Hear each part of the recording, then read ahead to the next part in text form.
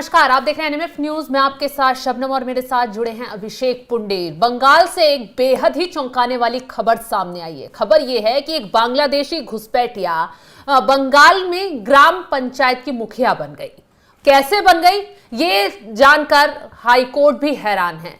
दरअसल नाम बताया जा रहा है उसका रशीदाबाद की ग्राम पंचायत का लवली खातून, जो टीएमसी की नेता है, टीएमसी से जुड़ी हुई है। अब हाईकोर्ट ने इस पर रिपोर्ट तलब की है और इस मामले के सामने आने के बाद मोदी सरकार भी दंग रह गई है, क्योंकि एक तरीके से बांग्लादेशी घुसपैठियों को लेकर मोदी सरकार लगातार एक्शन लेने की तैयारी में जुटी हुई है और बंगाल को लगातार पॉइंट पर लिया हुआ है कि बंगाल में अगर बांग्लादेशी घुसपैठियों पर एक्शन लिया गया तो बंगाल सबसे ऊपर रडार पर रहेगा। इसी बीच ये खबर सामने आना कि लवली खातून टीएमसी की नेता है और वो कैसे ग्राम पंचायत यहां बन गई। खुलासा तो ये भी हुआ है कि लवली खातून बिना पासपोर्ट के भारत में घुसी हैं और किस तरीके से उन्हें यहां बसाया गया, उनके कागजात किसने बन गए, तमाम सवाल अब खड़े हो गए। अभिषेक, जिस तरीके से लवली खातून को लेकर खुलासा हुआ है और देश भर में हड़कंप मच गया है, वाकई ममता बनर्जी की कुर्सी पर भारी पड़ता दिखाई दे रहा है।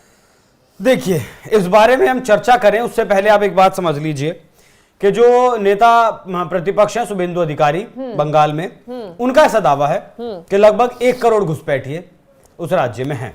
1 करोड़ घुसपैठिए 2011 की जनगणना की अगर मैं आपको बात बताऊं तो उस वक्त लगभग 9.25 करोड़ की आबादी बंगाल में थी, जिसमें से 2.5 करोड़ मुस्लिम और बाकी के आपके हिंदू थे। उस वक्त 27% आबादी मुस्लिमों की बताई जाती थी और 70% आबादी बताई जाती थी हिंदुओं की, जिसमें से फिलहाल की अगर मैं बात करूं तो कोलकाता, मुर्शिदाबाद, 24 परगना और हावड़ा, ये जो जिले हैं ये सब मुस्लिम बहुल हो चुके हैं। और सुप्रीम कोर्ट की वकील हैं, बंगाल की रहने वाली हैं, कोलकाता में रहती हैं, नाज़िया इलाही खान। उनका ये ऐसा दावा है कि जो 27% मुस्लिम हैं उनके अलावा 18% मुस्लिम और है बंगाल में। कौन है वो मुस्लिम?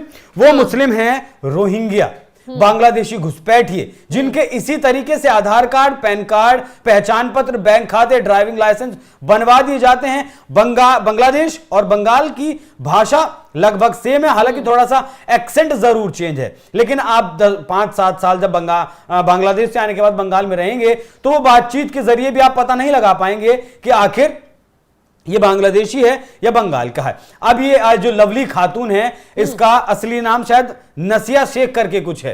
असली नाम इसका नसिया शेख है। फर्जी पिता इसने यहां अपना बना लिया, फर्जी पति यहां बना लिया गया, फर्जी नाम यहां रख लिया गया। और सबसे गंभीर बात क्या है, 2015 में इसका पहचान पत्र जारी हो जाता है। 2015 में इसका पहचान पत्र जारी हो जाता है और जन्म प्रमाण पत्र जो है वो बनता है 2018 में। मतलब आप वोट डालने के अधिकारी तो हो गए 2015 में और आप जन्म आपका बाद में हुआ। ये कैसे? मतलब अगर ये चुनाव नहीं लड़ती, नहीं जीतती तो भी इतना विवाद नहीं होता, क्योंकि शायद रेहाना उनका नाम है, जो इनके विपक्ष में सुल्ताना ने इनके विपक्ष में चुनाव लड़ा था और उन्होंने ही, अब वो भी टीएमसी से रही अभिषेक, लेकिन ये जिस वक्त चुनाव लड़ी थी 2022 में, तो ये उस वक्त कांग्रेस और वाम दलों के गठबंधन से चुनाव लड़ी और जब चुनाव जीत गई तो उसके बाद ये टीएमसी में शामिल हुई हैं। अब रेहाना सुल्ताना ने इनके खिलाफ कोर्ट में याचिका लगाई और मांग की और बताया दस्तावेज दिखाकर कि जो ये लवली खातून है वो बांग्लादेशी घुसपैठिया है, इनके खिलाफ कार्रवाई होनी चाहिए। गंभीर बात, कार्रवाई कब होगी कि 6 महीने से ज्यादा मामला दर्ज है हाईकोर्ट में, लेकिन हाईकोर्ट इस मामले पर अब तक सुनवाई नहीं कर रहा है। एसडीओ से रिपोर्ट तलब की गई है, वो एसडीओ से रिपोर्ट तलब की गई है। साथ ही जो निकाय चुनाव है, ये ग्राम पंचायत के चुनाव है, इन चुनाव पर भी सवाल उठते हैं। यहां याद करिए शेख शाहजहां का मसला, किस तरीके से बांग्लादेशी बताया गया। वो बांग्लादेशी बताया नहीं गया, वो खुद को डंके की चोट पर कहता था लोगों के सामने कि मैं बांग्लादेशी हूं। उसने कभी इनकार नहीं किया कि वो बंगाल से है या भारत का है, वो खुलकर कहता था कि वो बांग्लादेशी है। लेकिन सोचिए उसे भी किस तरीके से बचाने के लिए लगातार हाईकोर्ट के आदेश का जो उल्लंघन किया गया, हाईकोर्ट के आदेश की अवहेलना ममता दीदी के द्वारा की गई। हमने कई बार ये चीज उस वक्त अपने दर्शकों को बताई थी। ठीक वैसे ही यहां भी क्या हाईकोर्ट के ऊपर दबाव है?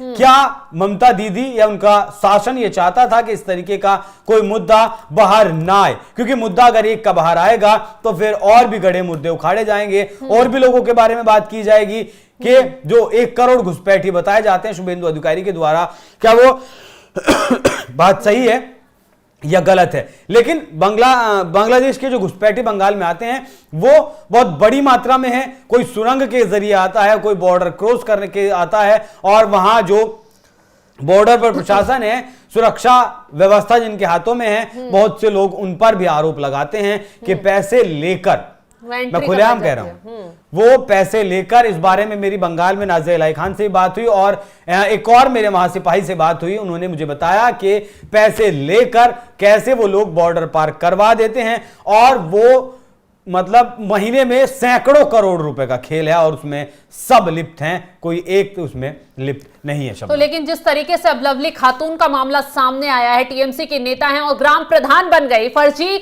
आधार कार्ड बन गया, उनका फर्जी पहचान पत्र बन गया, और उस फर्जी पहचान पत्र पर, फर्जी डॉक्यूमेंट्स पर उन्होंने चुनाव भी लड़ लिया। लेकिन अब सवाल यही उठ रहा है कि कौन उन्हें फर्जी, उनके किसने कागजात बनाए? क्या ममता बनर्जी की सह पर वो आगे बढ़ी? और जिस तरीके से बांग्लादेशी घुसपैठियों पर लगातार एक्शन हो रहा है, उसी बीच ममता की पार्टी के नेता का बांग्लादेशी घुसपैठी निकलना वाकई कई सवाल खड़े कर देता है। और हो सकता है कि आने वाले वक्त में केंद्र सरकार की तरफ से अब कोई बड़ा कदम बंगाल को लेकर उठाया जाए, क्योंकि ये वही बंगाल हैं, ये वही बंगाल की मुख्य ममता बनर्जी हैं जिन्होंने सबसे पहले एनआरसी और सीए का विरोध किया था, क्योंकि इसके जरिए जो है बांग्लादेशी घुसपैठियों पर सबसे ज्यादा नकेल कसी जाती। तो अब लोग सोशल मीडिया पर यह भी कह रहे हैं कि अगर सीए एनआरसी बंगाल में आ जाता है तो हो सकता है कि ममता बनर्जी के आधे से ज्यादा नेता घुसपैठिए निकल जाए। खैर, अब ये जांच का विषय है, जल्द ही लवली खातून को लेकर कोर्ट की तरफ से नहीं, शबनम, बस एक आखिरी लाइन कि एनआरसी किसी देश का होना चाहिए,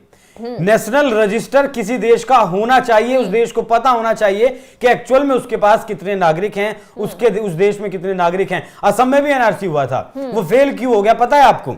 सुप्रीम कोर्ट के आदेश पर असम में एनआरसी हुआ था, लेकिन एनआरसी करने वाले, नाम रजिस्टर में लिखने वाले कौन थे?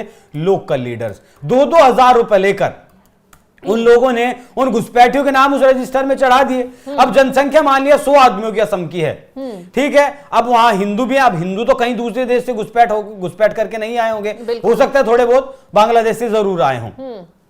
1950 के आसपास, जिस वक्त वो वहां या 71 के आसपास जब वहां बवाल हुआ, लेकिन 2-2 हजार, 4-4 हजार रुपए लेकर उस रजिस्टर में घुसपैठियों के नाम लिख दिए। जितने मान लिया 10 घुसपैठियों के नाम लिखे तो ऊपर से 10 हिंदुओं के नाम निकाल दिए। अब 100 आदमियों की जनसंख्या आपने अगर गिन ली है कि इस प्रदेश में 100 आदमी हैं, कितने कौन कितना है वो तो आपको उस हिसाब से एडजस्ट करना पड़ेगा ना। तो कई हिंदुओं को, मतलब लाखों हिंदुओं को, सैकड़ों परिवारों को, हजारों परिवारों को, हिंदुओं को घुसपैठिया वहां बता दिया गया, और जो घुसपैठी थे वो असम के नागरिक हो गए। तो ये एनआरसी फेल हुआ। मेरे हिसाब से एनआरसी बंगाल में होना चाहिए, जितना जल्दी हो सके उतना जल्दी होना चाहिए, और उसमें लोकल अधिकारी उस एनआरसी को ना करें। उस एनआरसी के लिए एक पूरी सुप्रीम कोर्ट के संरक्षण में एक कमेटी गठित हो, वो उस एनआरसी को बंगाल में कंप्लीट करे, वरना अगला कश्मीर बंगाल ही होगा। खैर, अब देखना यह होगा कि बंगाल से जिस तरीके से ये बड़ी खबर सामने आई है उस पर कब एक्शन लिया जाता है। क्या ममता बनर्जी उस पर कोई बयान देती है? क्योंकि ये जो नेता है लवली खातून, वो टीएमसी की जुड़ी बताई जा रही है, और टीएमसी इस मुद्दे के सामने आने के बाद बुरी तरह घिरती हुई नजर आ रही है। तो फिलहाल इस खबर पर आपकी राय क्या है, कमेंट कर जरूर बताएं, और तमाम खबरों के अपडेट के लिए आप हमारे साथ जुड़े रहें। नमस्कार।